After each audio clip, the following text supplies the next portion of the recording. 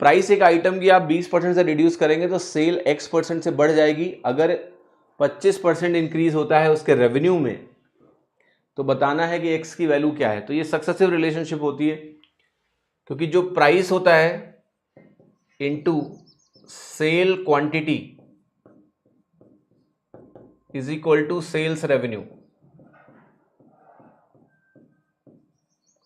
तो आप कह रहे हो ये जो प्राइस है ये आपने 20% से रिड्यूस किया, ये वैल्यू आपने X% से बढ़ाई, ओवरऑल 25% से बढ़ गया।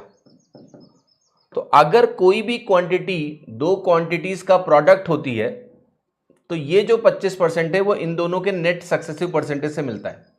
यानी मामला ऐसा है कि पहले 20% होगा, फिर X% होगा, और इन्हीं का जो नेट परसेंटेज चेंज है वो 25% है।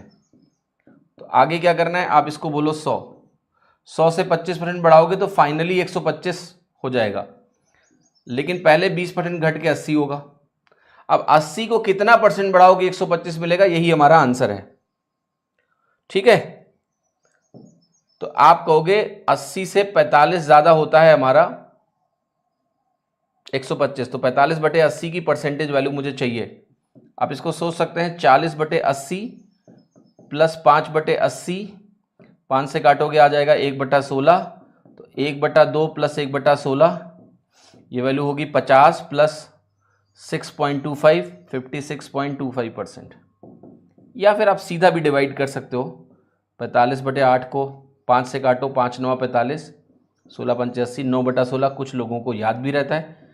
हमने अर्जुना बैच में बताया आपको कि ये परसेंटेज काफ़ी इंपॉर्टेंट परसेंटेज है, इसको याद रखो तो बेहतर है। ठीक है, इंपॉर्टेंट फ्रैक्शन है, तो अगर याद है तो अच्छी बात है, नहीं है तो निकालना भी कोई बहुत जटिल नहीं है, पर आइडियली ये फ्रैक्शन आपको आना चाहिए। अगर आप एसएससी में अच्छी रैंक लाना चाहते हैं तो you should know this particular fraction, important है। तो आंसर हो गया आपका 56.25%।